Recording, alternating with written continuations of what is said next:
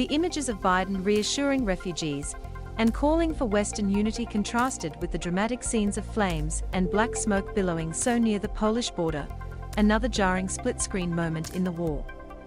In what was billed by the White House as a major address, Biden spoke inside the royal castle, one of Warsaw's notable landmarks that was badly damaged during World War II.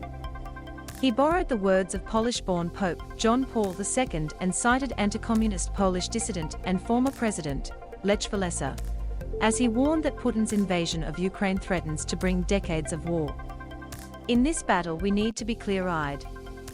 This battle will not be won in days or months either, Biden said. US President Joe Biden delivers a speech at the Royal Castle in Warsaw. The crowd of about 1,000 included some of the Ukrainian refugees who have fled for Poland and elsewhere in the midst of the brutal invasion. We must commit now to be this fight for the long haul, Biden said. After meeting with refugees at the National Stadium, Biden marveled at their spirit and resolve in the aftermath of Russia's invasion, as he embraced mothers and children and promised enduring support from Western powers. Biden listened intently as children described the perilous flight from neighboring Ukraine with their parents. Smiling broadly, he lifted up a young girl in a pink coat and told her she reminded him of his granddaughters.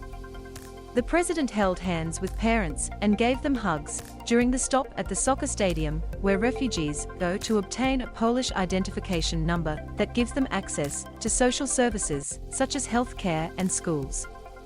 Loading some of the women and children told Biden that they fled without their husbands and fathers, men of fighting age, who were required to remain behind to aid the resistance against Putin's forces. What I am always surprised by is the depth and strength of the human spirit, Biden told reporters after his conversations with the refugees at the stadium, which more recently had served as a field hospital for COVID-19 patients. Each one of those children said something to the effect of, "Say a prayer for my dad or grandfather, or my brother, who is out there fighting." The president tried to use his final hours of his European trip reassuring Poland that the United States would defend against any attacks by Russia, as he acknowledged that the NATO ally bore the burden of the refugee crisis from the war.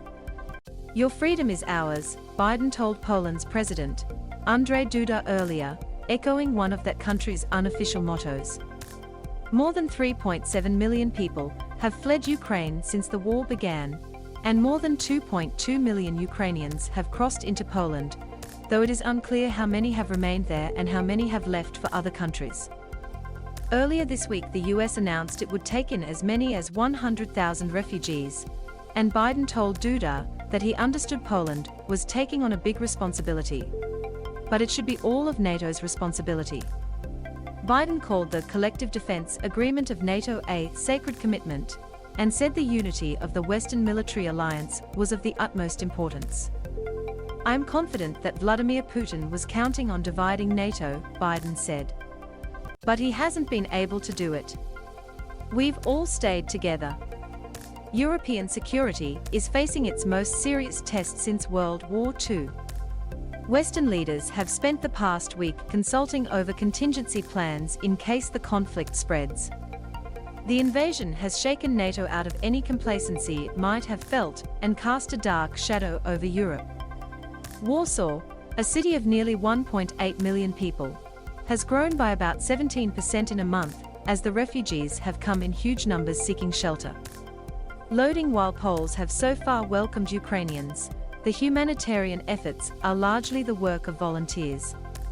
Warsaw Mayor Rafał Trzaskowski has warned it is not sustainable and that social services are buckling under the strain. The US has been sending money and supplies to aid the refugee effort. This week, Biden announced $1 billion in additional aid in addition to accepting refugees. The US and many of its allies have imposed multiple rounds of economic and other sanctions on Russian individuals, banks and other entities in hopes that the cumulative effect over time will force Putin to withdraw his troops. But no clear path to ending the conflict has emerged. Although Russian officials have suggested they will focus their invasion on the Donbass, a region in eastern Ukraine, Biden told reporters, when asked whether the Kremlin had changed its strategy. "I am not sure they have,"